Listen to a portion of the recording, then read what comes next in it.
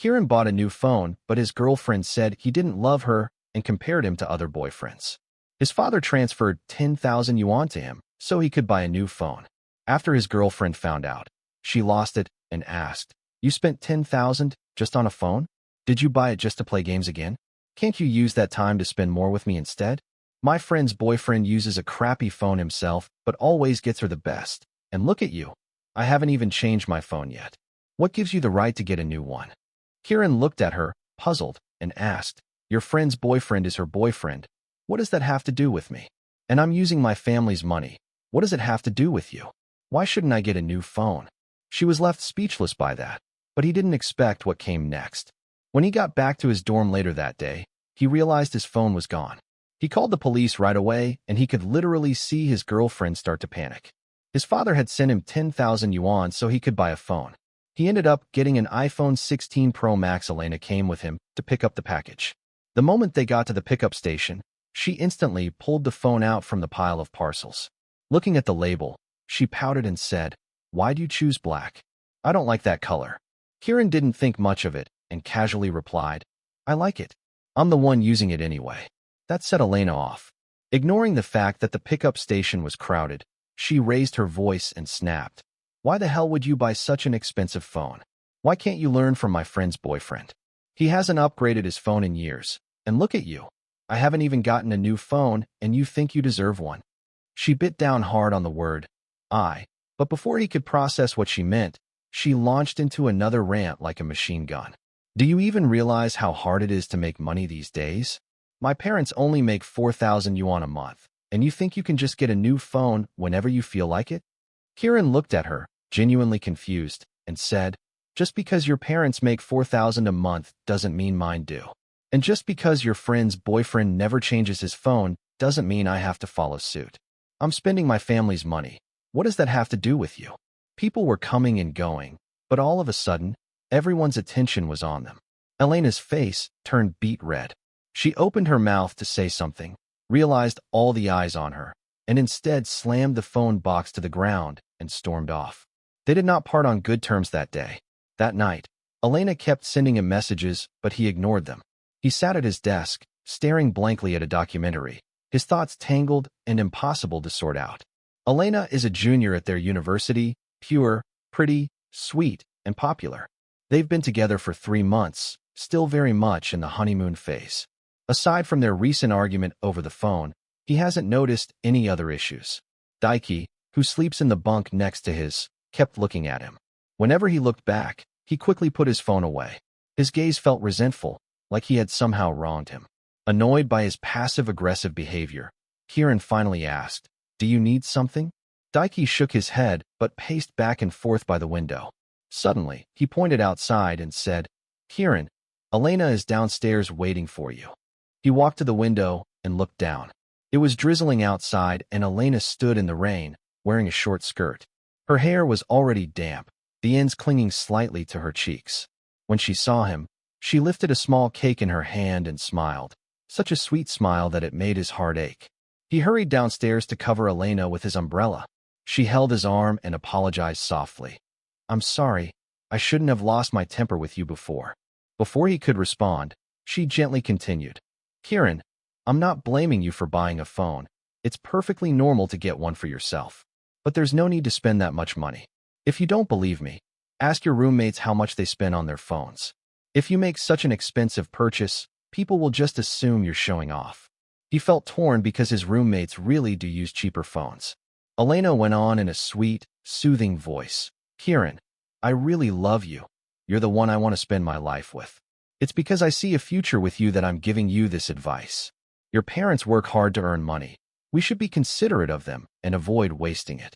Thinking about his parents who leave early in the morning and come home late at night, Kieran started to feel somewhat persuaded. But he also wanted to test her, so he asked, "What if I return this phone and get you a different color instead?" Elena lit up immediately, as if he'd finally come around. She couldn't wait to continue. "That's great. Babe, you finally see reason. Think about it. If word got out that you use a fancy phone while your girlfriend is still stuck with an old one, people would say you're stingy and not manly at all." In that moment, it became crystal clear what was happening. Spending 10,000 yuan on himself is wasteful and not considerate. Yet if it's for her, it suddenly becomes generous and caring. Isn't that a double standard? Elena looked like she wanted to keep talking about the phone, but she probably noticed his expression and decided to hold back for the moment. They went back to the dorm, and their roommate, Noah, wasn't back yet. Kieran had just taken off his jacket when Daiki suddenly sat up in bed and blurted out, "A girl asked me out to dinner." He looked smug, like he was bragging to him. Kieran had no words, so he replied, "Cool, congrats," in the most perfunctory tone possible.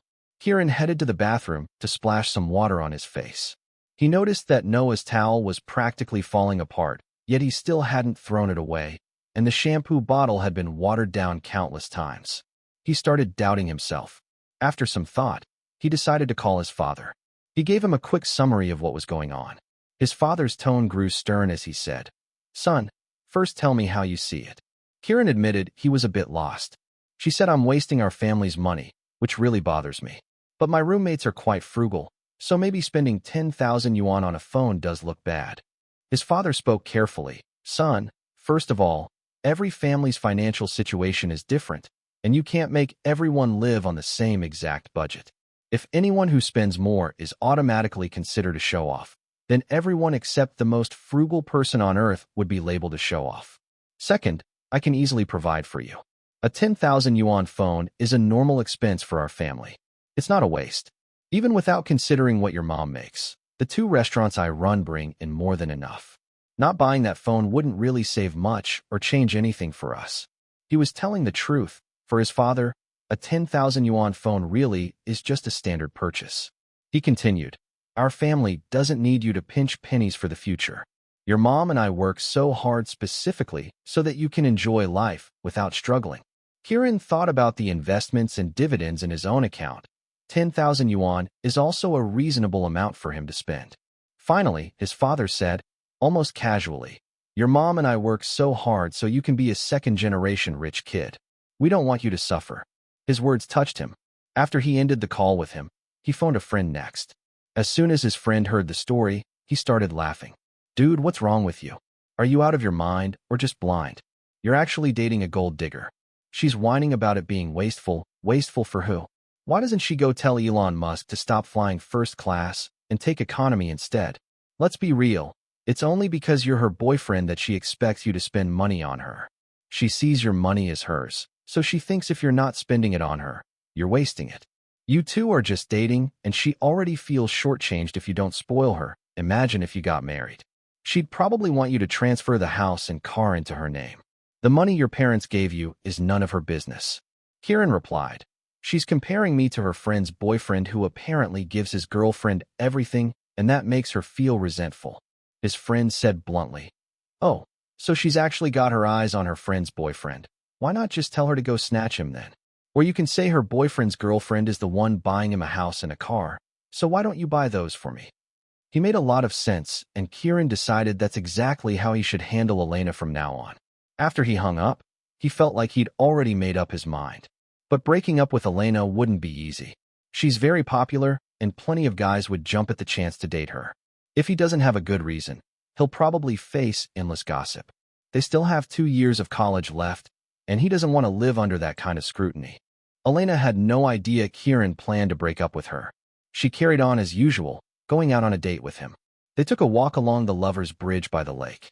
She looked happy and said, "Kieran, how about we fly a kite this weekend and check out some local attractions?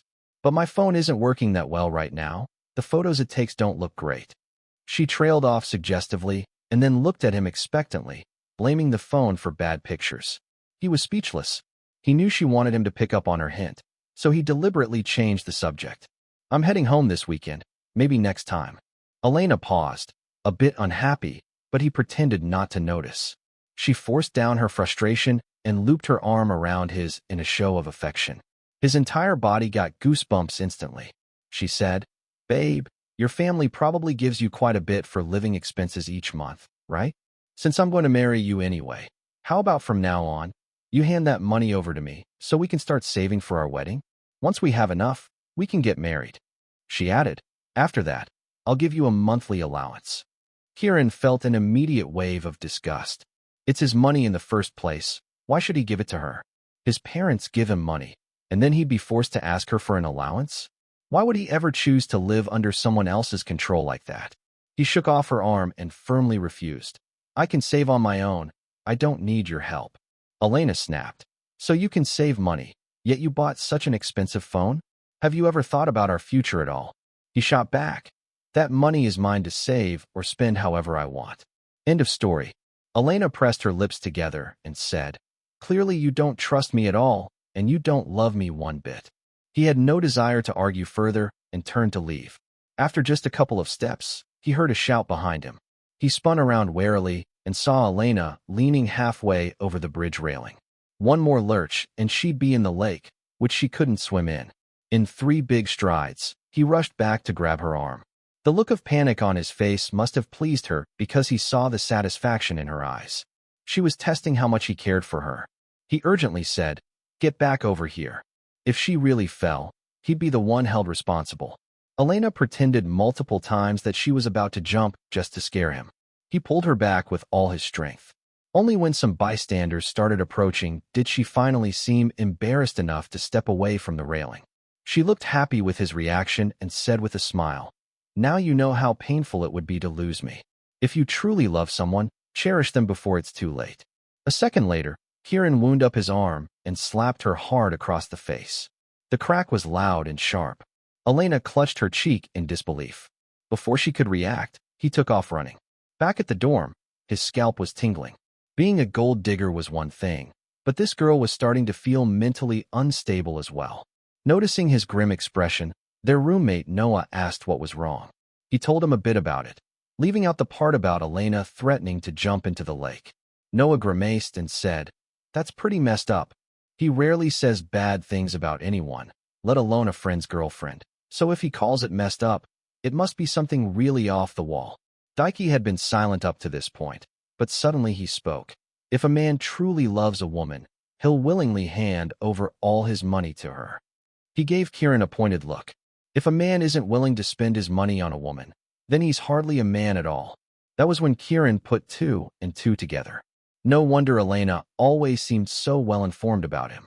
Turns out there was a simp and a mole right here in their dorm too. Too tired to argue with an idiot, he simply said, You're absolutely right. It was like he just punched a pillow. Seeing both Noah and him ignore him, Daiki stormed out in anger. Elena stopped contacting him, and he didn't reach out to her either. He was stressing about finding a solid reason to break up, but on Monday when he returned to the dorm, the new phone he'd left on his bedside table, which he hadn't yet backed up, was gone. He called Elena immediately. Elena, did you take my phone? She gave a cold snort and said, Yeah, I took it. Talking sense into you doesn't work. Tell me, where do you find a boyfriend like you? So stingy and cheap, not caring at all about your girlfriend's feelings. Your roommate, Daiki, is so much better than you. Kieran let out a short laugh. Where is it? She said, Forget it, I don't like that color, so I sold it. He was disgusted and at a loss for words. You do realize taking something without asking is considered theft, right? I'm giving you 2 hours. Either give the phone back, or I'm calling the police. Elena shot back. How dare you accuse me of stealing your stuff? Why are you saying such harsh things? If you had just agreed to buy me a phone, I wouldn't have taken yours. You owe me an apology, or I'll never speak to you again. Right, so she steals his phone, and somehow it's his fault. He refused to waste more breath on her. He hung up and called the police. Hello, I'd like to report a theft. My phone worth over 10,000 yuan was stolen. It wasn't until she saw the police that Elena realized he wasn't joking. She glared at him in disbelief. Really? You'd call the cops on me over a phone? He answered firmly. Yes, I would. The police officer tried to mediate. If you took your boyfriend's belongings, just return them. There's no need for a couple to escalate like this. Elena didn't even blink before denying everything. I didn't take his phone.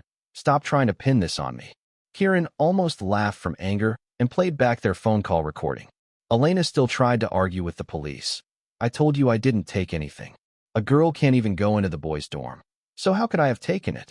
Then her own voice played loud and clear. Yeah, I took it. Talking sense into you doesn't work. Tell me, where do you find a boyfriend like you? So stingy and cheap, not caring at all about your girlfriend's feelings. Your dorm mate, Daiki is so much better. The officer gave Elena a strange look. Elena's face turned bright red. She lunged at him, trying to scratch him, and yelled, "You're so underhanded. Recording our conversation." Before he could react, the two officers held Elena back, pulling her aside to scold her. Elena still refused to admit any wrongdoing. "I'm his girlfriend, so what's the problem with taking his stuff? If he had just bought me a phone, I wouldn't have taken his." She spoke with an air of complete righteousness. Which boyfriend behaved so selfishly?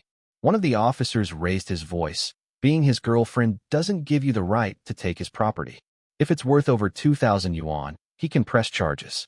Besides, it's his money, so he can spend it however he wants. That's not your call to make." Elena glared at him, but she had no comeback. The officer sighed heavily and asked him how he wanted to proceed. Kieran stated his condition plainly. "Within an hour, either return the phone or give me back the money." They urged Elena to hand over the phone, but after a pause she said, "I already sold it." The officer replied, "Then you'll have to repay him." Elena stammered but couldn't form a reply. Another round of questioning, and she finally admitted, "I spent the money." She had used the proceeds from his phone to buy herself a new one. Kieran gave a contemptuous snort. Elena glared at him. "Are you really going to keep after me for that little bit of money? Imagine that. She's the one who stole, yet now it's his fault again." He showed her the phone recording. "Pay up, or maybe your friends would like to listen to this too." Elena gave him a dark look, said nothing, and started making phone calls to borrow money. She's popular and has plenty of simps, so it didn't take her long to raise the funds. As soon as the 10,000 yuan arrived in his account, he placed a new phone order right there in front of Elena. Her face turned red, and she said meaningfully, "You'll regret this." Kieran barely twitched his lips into a half-smile and turned to the police officer. "Officer, you see, now she's trying to threaten me." Elena got a stern reprimand. Watching the scene unfold, he locked eyes with Elena and mouthed silently, "Bring it on." Noah and Kieran returned to the dorm nearly at the same time. He was carrying several delivery boxes, and these looked expensive, so he thought he'd better bring them in right away.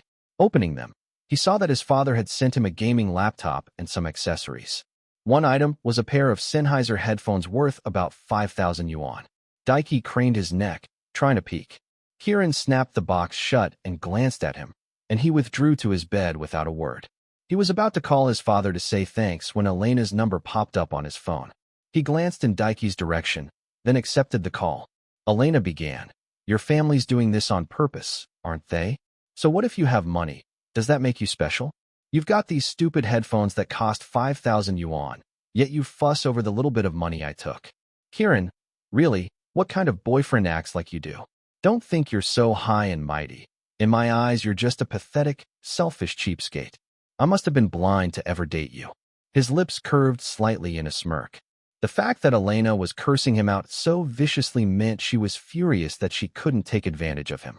She'd completely lost her composure. He laughed. "You know, even if I had money to throw at a beggar, I still wouldn't spend a cent on you, because you're simply not worth it." Ex-girlfriend. That made her even angrier. She was screaming and swearing on the other end. Kieran hushed her and said, "We still haven't settled the last incident. Aren't you worried I might record this conversation too?" Elena instantly went silent. All he could hear was her angry breathing on the line. He said coolly, "Elena, I spared you a trip to jail last time. From now on, let's just go our separate ways. If you don't want things to get ugly, stop making trouble for me." She snapped, "Go to hell, you disgusting excuse for a man." Then she hung up. The dorm fell quiet for a moment. Noah sensed something was off and looked over at him. He tossed his phone onto the desk with a thud. Daiki suddenly jumped off his bed, slipped on his shoes, and made a dash for the door. Kieran sidestepped in front of him, grabbed him by the collar, and slammed a fist into his face. Makoto howled in pain, flailing his arms at his. He let go of him. "What gives you the right to hit me?" Noah yelled for them not to fight and stepped between them, subtly blocking Daiki's wild swings. Kieran pushed Noah aside, still gripping Daiki's collar, and shoved him against the bed frame. He said, "Why am I hitting you? Don't tell me you don't know. Otherwise, why are you running?" Daiki shouted, "Let go of me. Noah, you're just gonna watch him beat me up." Standing off to the side, Noah tried to calm things down. Kieran usually has his reasons. Why don't you two just talk it out? Daiki kept struggling, so he gave him another punch. You move pretty fast. I just got my stuff and you've already tipped off Elena? What? Are you into her? You can take whatever trash I throw away, but lay a finger on my stuff again and see what happens. Daiki shot back. I didn't touch your stuff. Kieran sneered. If you didn't, how'd Elena get her hands on my phone? He denied everything. I don't know, but it wasn't me. Kieran let out a cold laugh. Still lying? Want me to check the surveillance cameras? A flicker of guilt passed through his eyes, but he kept his mouth shut. Kieran patted his face. Don't want to own up? Fine. Anyone who messes with my stuff won't come to a good end. Daiki fumed, unable to retort. He stared him down. From now on, behave yourself. If you stir up any more trouble, I won't let you off so easy next time. He let go and Daiki took huge gulps of air. He glowered at him, then bolted out the door. Kieran called his father to let him know he'd broken up with Elena. He let out a long sigh, then patiently explained, I'm going to be honest, son. I'm not against girls who care about money, but spending money on a woman should be because you want to, not because you're supposed to, you understand? Take Elena, for example. Let's not even get into her character. Her biggest flaw is how foolish she is. You two have only been dating for how long? And she already assumes it's natural for you to give her all your money for what reason? I work my hardest to give you good living conditions so you can be comfortable. I'm not doing it so you can worship some goddess, nor am I trying to do charity relief through you. Of course, I support real charity, but I'm not about to let a woman use dating as an excuse to turn our family into her personal piggy bank. I'd rather donate to the Red Cross than give her a single penny. Kieran listened quietly to his father's heartfelt words, and he continued. It's normal for people to be materialistic to some extent. But if a girl isn't stupid, she'd understand that when you want others to provide value, you should provide value in return, rather than standing on a pedestal making endless demands. If she understood that much, I wouldn't really have a problem with her. But clearly that girlfriend of yours doesn't get it. He had to remind him. Dad, she's my ex-girlfriend. He chuckled. Remember this. Never abandon your own principles just to please someone else. A simp who keeps groveling ends up with nothing. It's fine to spend money, but it has to be worth it. Kieran was deeply moved by his father's advice. Truly his parents have his back more than anyone. Daiki ran out of the dorm that evening and never came back all night. Noah grew worried and tried calling him before lights out, only to have Daiki hang up on him. Kieran calmly reassured him. Don't worry, he's got somewhere to go. Noah gave him a puzzled look, so he showed him his phone. A classmate had sent him a photo, Elena and Daiki, arm in arm, entering a hotel. They were probably having a grand time trash-talking him right about now. Noah's face darkened. He frowned. You just broke up with Elena, and now Daiki's with her? A normal person wouldn't do something like that. Roommate hooking up with another roommate's ex right after the breakup. It bothered Noah even more than it did him, given his straightforward nature. Daiki came back the next afternoon, but neither of them acknowledged him. Shortly after, his phone blew up with constant notifications. Noah called over. Kieran, check the big chat group. At 4 in the afternoon, Elena had posted a lengthy rant in the group chat. She didn't name names, but everyone knew she was talking about him. She wrote, I want to advise everyone, never date a selfish man. These men only care about themselves and never consider anyone else's feelings. They only know how to take and never give. During our 3 months together, I sacrificed so much for him. I stayed up late with him, took care of him when he was sick, brought him porridge and medicine. He once said he liked long hair, so I grew mine out for him. I gave him my time and emotions.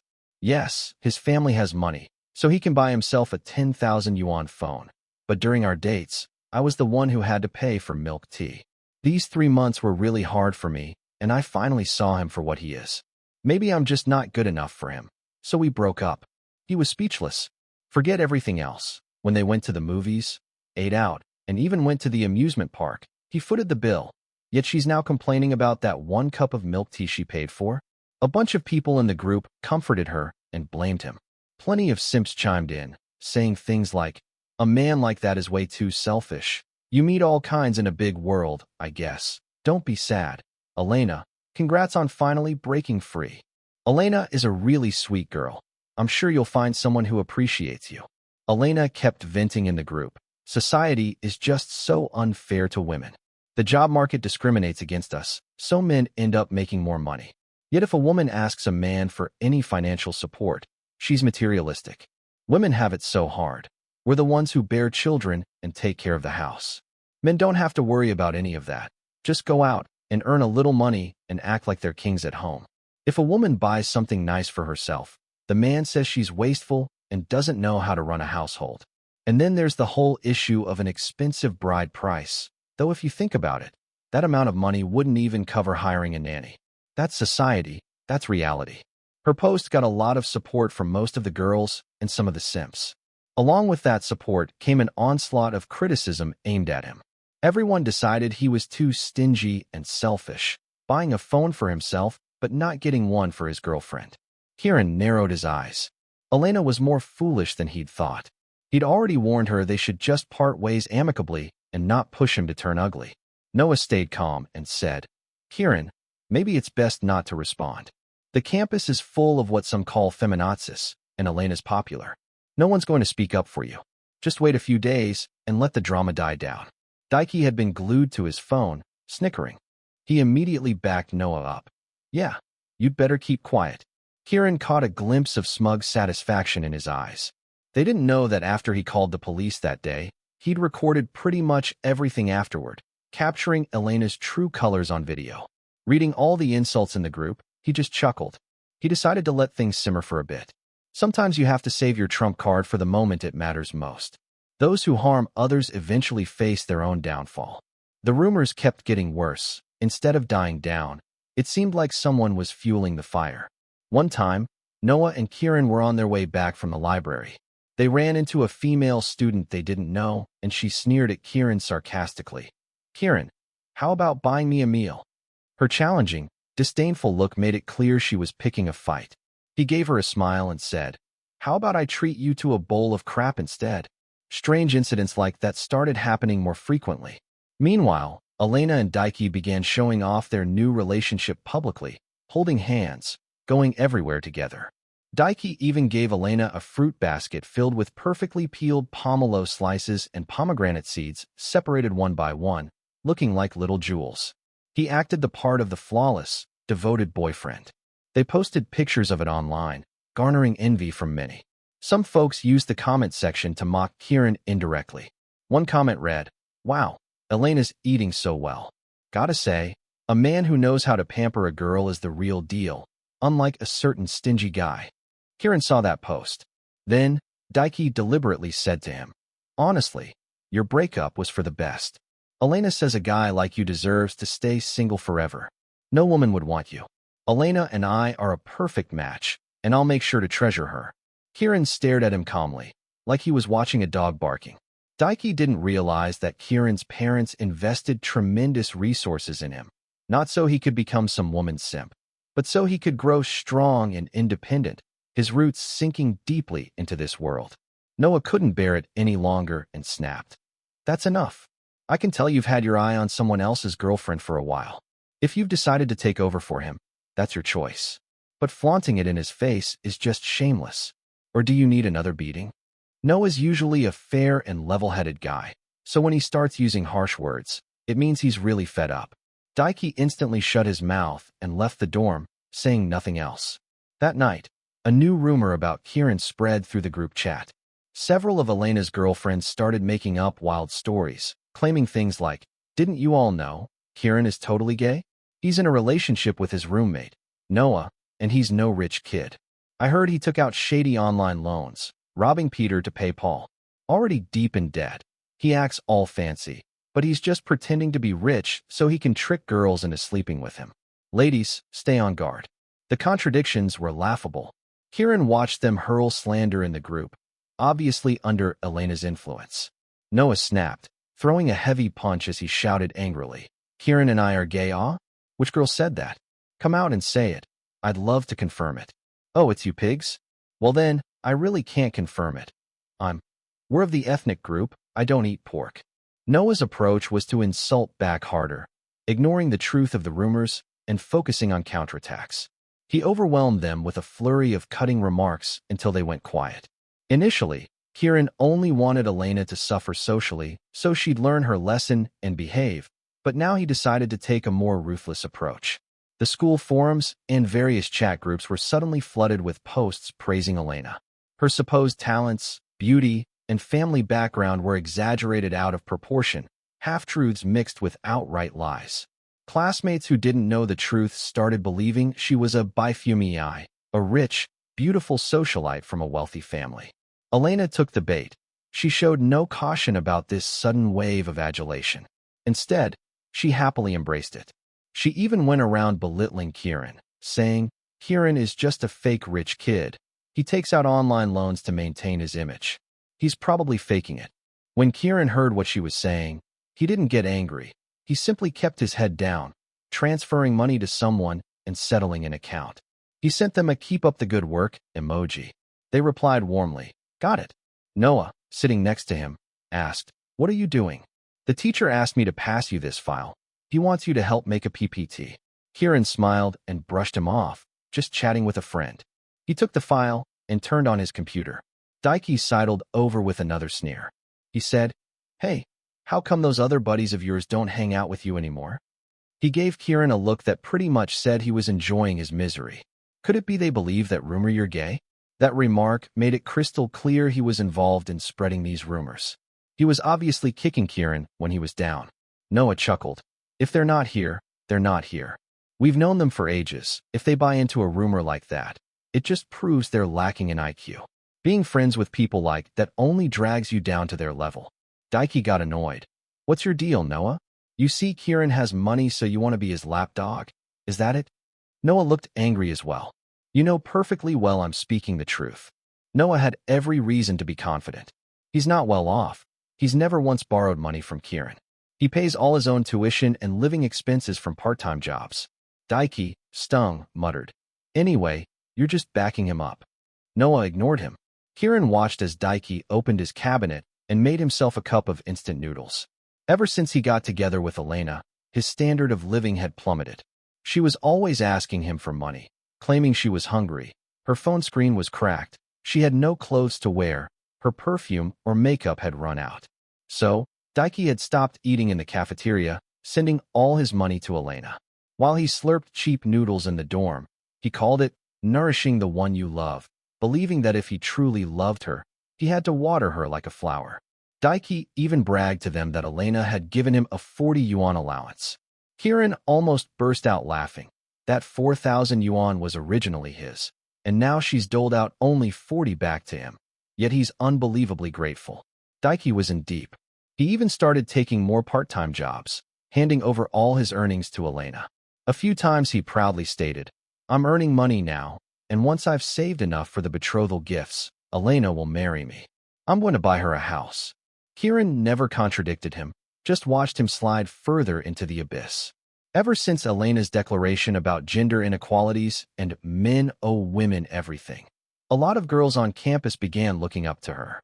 She frequently went out for gatherings with those supporters, where they'd badmouth selfish men.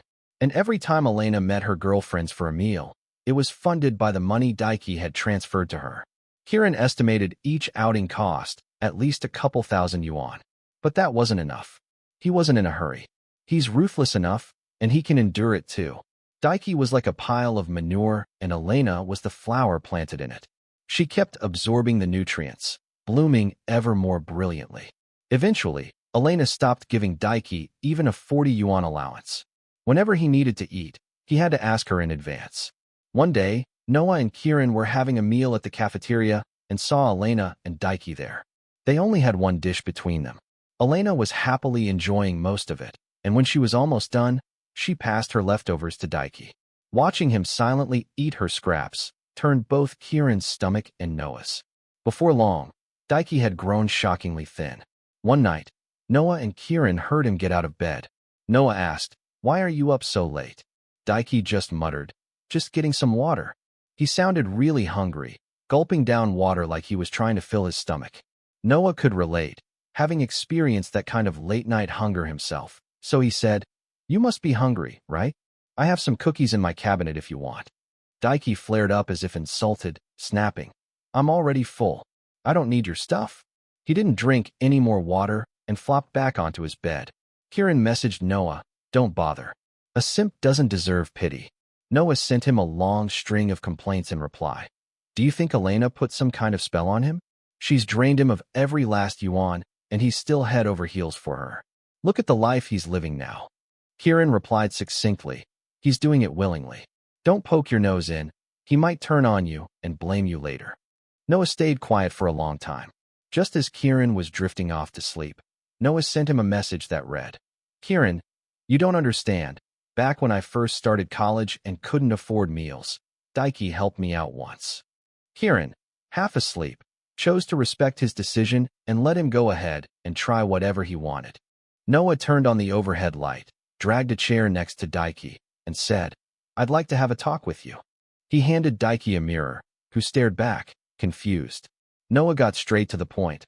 Look at yourself in this mirror. You look like a man who's had his life sucked out of him by some vampire witch. Where's the hint of a normal, healthy guy in his 20s? Daiki stiffened and stared at his reflection in disbelief, his expression darkening the longer he looked. Noah pressed on. Now, think about Elena, living it up on your money. Your parents work hard to send you to college and give you a decent living allowance, and yet you have to request permission from Elena just to eat. Are you insane? Do you honestly think this is what dating looks like? Have you ever seen a relationship like that? Look, if a man truly loves a woman and only has 3,000 yuan, he might be willing to spend 2,999 on her. But if she truly loves him, she wouldn't let him. She'd want him to keep something for himself. Elena's out there having fancy meals with her friends, and each meal costs hundreds, if not thousands of yuan. Do you really believe the money you're giving her is going towards some wedding fund? Don't you wonder where your savings are really going? Daiki said nothing for a long time. Noah spent a good while patiently breaking things down for him, and slowly, Daiki's eyes seemed to clear. Feeling newly alert, Kieran silently picked up his phone and posted a generous paying job listing in their part-time jobs group. Noah continued in a chilly tone. If she truly loved you, she wouldn't let you degrade yourself to simpering like this. Think about it. Does she really treat you as her boyfriend? Sniffling, Daiki munched on Noah's cookies and said, Thanks, Noah. I get it now. Tomorrow, I'm going to ask for my living expenses back. The next day, Noah and Kieran headed to class. On the way, they spotted Elena and some of her close girlfriends. From head to toe, she was decked out in luxury brands.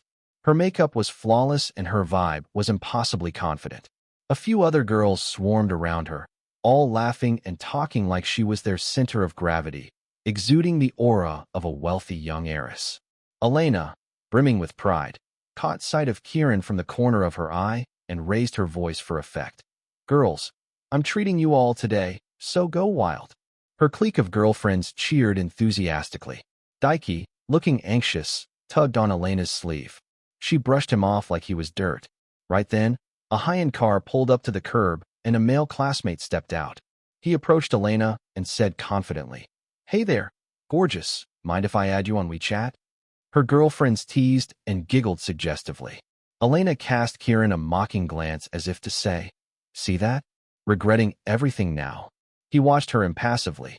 He knew this would be the last moment she'd get to bask in the spotlight. Daiki charged out from the crowd and shoved the guy aside. Get lost. She's my girlfriend. The guy who'd been pushed wasn't having it, and the two started arguing. Noah and Kieran witnessed them begin to brawl, leaving Noah dumbfounded.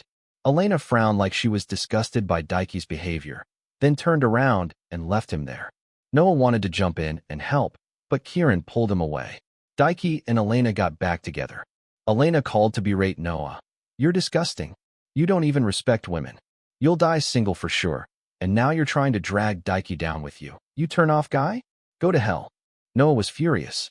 He had tried to help Daiki only for Daiki to turn around and throw him under the bus. When Noah confronted him, Daiki glared coldly and asked, Are you after Elena yourself? Trying to steal my girl? Noah was speechless, so angry he lost his appetite for days. Daiki was becoming more and more unhinged. Initially, he was just a simp, but now he also suffered from paranoid fear of being cheated on. Like a rabid dog, he bared his teeth at any man who so much as looked in Elena's direction. He started working 3 part-time jobs, pouring every penny he made into Elena's hands. The library was quiet and refreshingly cool, filled with people immersed in study. Kieran sipped his coffee in comfort, eyeing the information he'd gathered in chat conversations.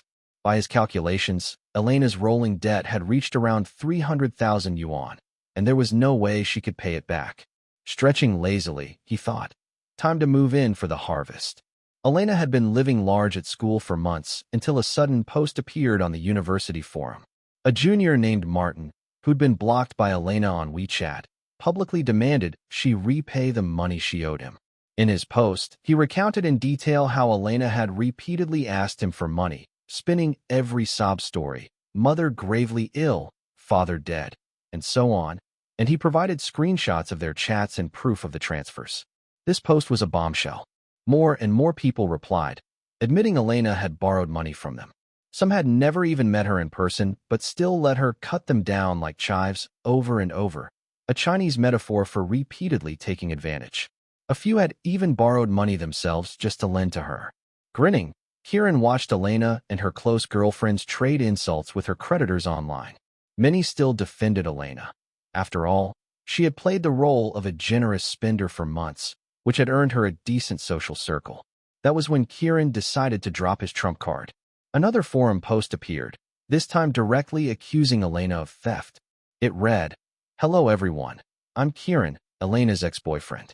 We broke up because she ordered my roommate to steal my phone and sell it for cash." He uploaded a video of the police lecturing Elena, proving he wasn't making it up. Elena is good at winning people over and manipulating emotions. For months, she's been threatening me and spreading rumors, claiming Noah and I are gay, saying I pretend to be rich by taking out online loans just to trick girls into sleeping with me. These lies have seriously damaged my reputation.